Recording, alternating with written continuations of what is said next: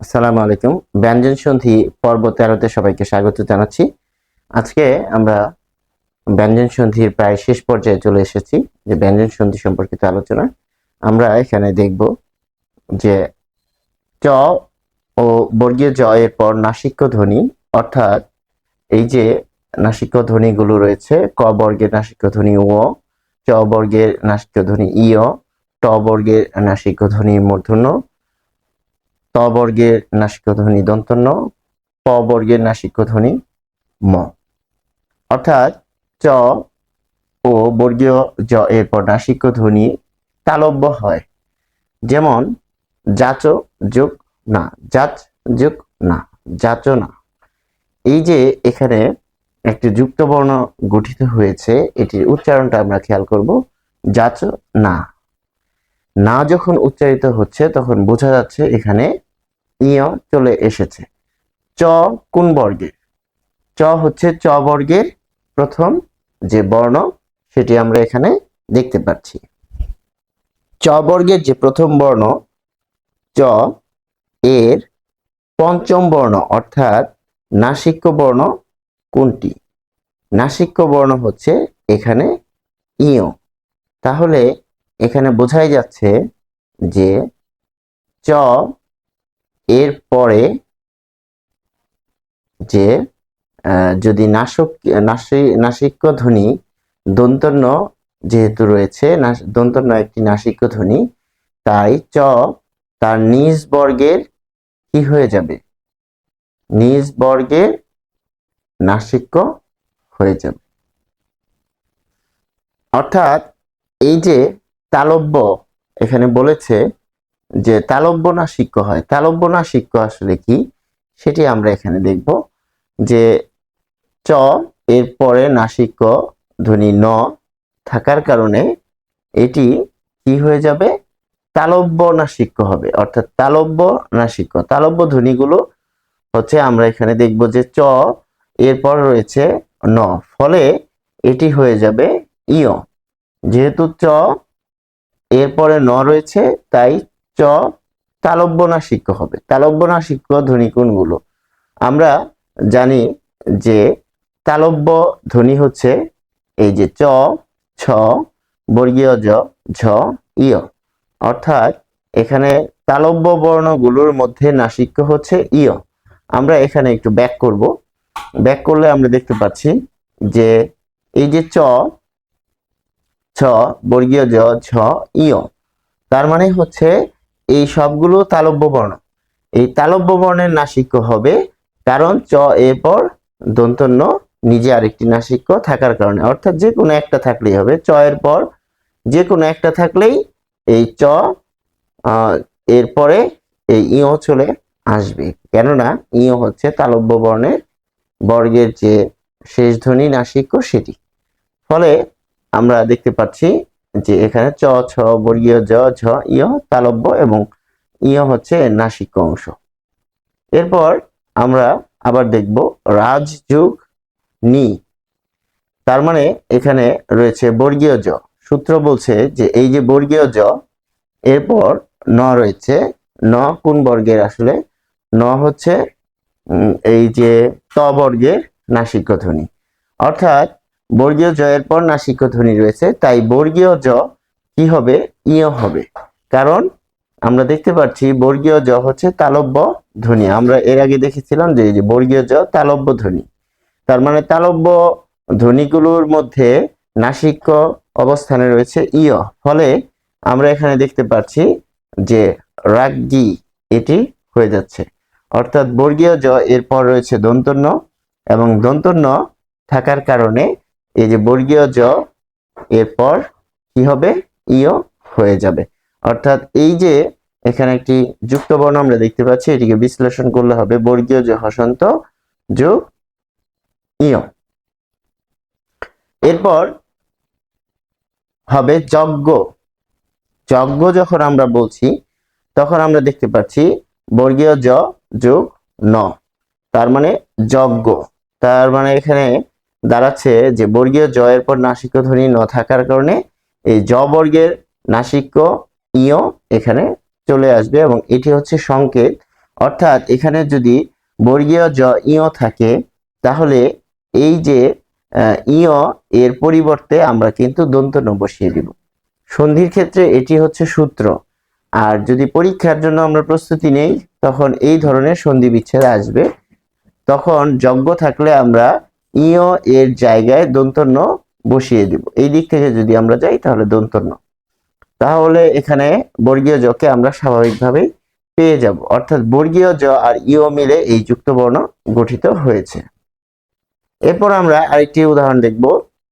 ত ও দ এর পরে ক, চ, ট, ত, প। এই যে ক, চ, ট, ত, প অর্থাৎ অঘোষ অল্প প্রাণ ধ্বনিগুলো এবং খ, ছ, ঠ, থ, ফ।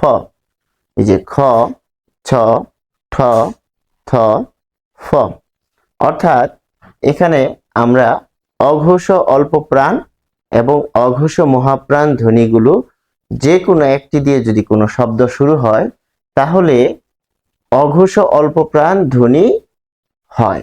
অর্থাৎ দ এবং ধ এর পরে আমরা যদি এগুলো দিয়ে কোনো একটা শব্দ শুরু হয় তাহলে সেটি দেখা যাচ্ছে যে কি হয়ে যাবে, অঘোষ অল্প প্রাণ ধ্বনি হয়। আমরা উদাহরণ দেখলে বুঝতে পারবো। তদ যোগ কাল, তৎকাল।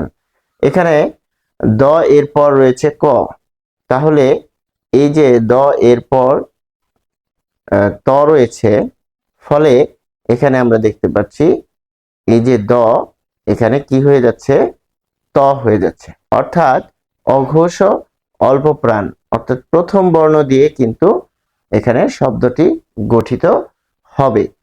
তদ যোগ কাল।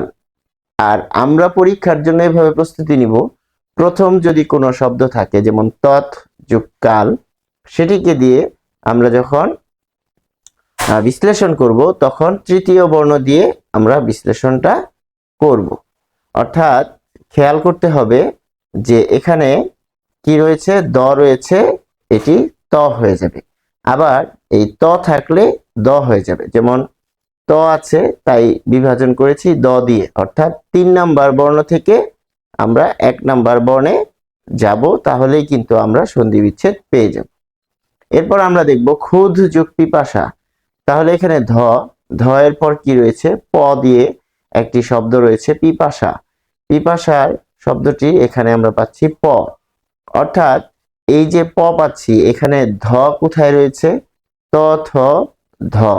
এই যে ধ এই ত বর্গে রয়েছে, তাই এটি কি হবে, আমরা দেখতে পাচ্ছি যে এটি ত হয়ে যাবে। অর্থাৎ এখানে এই যে বর্গের প্রথম বর্ণটি সেটি হয়ে যাবে। অর্থাৎ যখন আমরা কোনো একটা সন্ধি করতে যাব, যদি ধ থাকে বা দ থাকে তাহলে আমরা 1 নাম্বার বর্ণ ততে নিয়ে আসবো। আর যদি ত দিয়ে থাকে তাহলে তাকে আমরা দ অথবা এখানে ধ দিয়ে নিয়ে আসব। আশা করি আমরা বিষয়টা ধরতে পেরেছি। একইভাবে হৃদ যোগ কম্প, হৃদকম্প, তাহলে দ আর ক যুক্ত হয়েছে, দ আর এই ক এখানে যুক্ত হয়েছে, ফলে এটি যখন সন্ধিতে রূপ লাভ করেছে তখন কিন্তু আমরা পাচ্ছি যে এটি এই ত হয়ে যাচ্ছে। কেননা এই যে ধ এটি কিন্তু 4 নাম্বার পজিশনে রয়েছে, 4 থাকুক বা 3 থাকুক সেটি একে চলে আসবে। যখন একে চলে আসবে তখন কিন্তু আমরা এই মূল শব্দটা পাবো। আর যদি আমরা মূল শব্দ থেকে ওইদিকে যাই, বিশ্লেষণ করতে যাই, অর্থাৎ ত থাকলে আমার দ অথবা ধ দিয়ে বিচ্ছেদটা করতে হবে। ঠিক এরকম ভাবে তৎ যোগ পর, তাহলে দ এর সাথে প যুক্ত হয়েছে, এখানে দ এর সাথে প, এই যে প, এটি অঘোষ অল্প প্রাণ, অর্থাৎ এই অংশটাকে কিন্তু সমর্থন করছে। ফলে আমরা কি পাচ্ছি যে এই দ হচ্ছে এই ত বর্গের ধ্বনি, তাই ত বর্গের প্রথম ধ্বনি ত দিয়েই কিন্তু এখানে দেখাচ্ছে যে এই সন্ধিটি গঠিত হয়েছে। ফলে আমরা দেখতে পাচ্ছি এইখান থেকে এই 4 থেকে একে চলে আসবে। এরপর আসবো আমরা তদ যোগ ত, তত্ত্ব। ফলে এখানে আমরা কি পাচ্ছি যে দ এর পর ত রয়েছে, এই যে ত, তার মানে এই ত থ, এই যে ক চ ট ত প, এটি দিয়ে একটা শব্দ এসেছে এই ধ্বনি দিয়ে। ফলে এই দ এর প্রথম যে ধ্বনি সেটি হচ্ছে ত।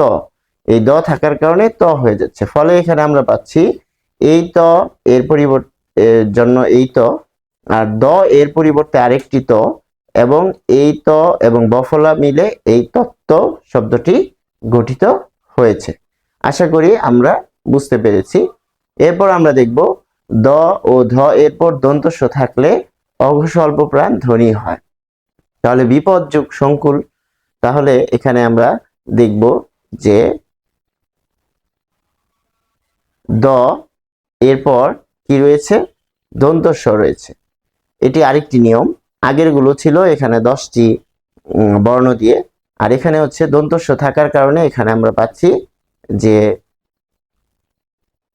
কি হচ্ছে, যে দন্তস্ব থাকার কারণে এটি এই যে দ যে বর্গের সেই বর্গের প্রথম ধ্বনি ত দিয়ে কিন্তু এখানে বিভাজনটা করতে হবে বা এটি সন্ধিটা করতে হবে। ফলে আমরা পেয়ে যাচ্ছি বিপদ সংকুল, অর্থাৎ যখনই খণ্ডত সেখানেই দ, খণ্ডত দ। ফলে এখানে আমরা খুব সহজে সেটি বিশ্লেষণ করতে পারছি। তৎসম শব্দটি আমরা দেখব। দ থাকার কারণে এই যে এখানে দ আর এরপর দন্তস্ব থাকার কারণে কি হচ্ছে, তৎসম হয়ে যাচ্ছে, অর্থাৎ দ হচ্ছে ত বর্গের ধ্বনি, এবং এই ত বর্গের ধ্বনি হওয়ার কারণে এই প্রথম যে ধ্বনি ত সেটিকে ধারণ করবে এবং বানানো অনুযায়ী এখানে খণ্ডতকে ধারণ করবে। ফলে আমরা পাচ্ছি তৎসম।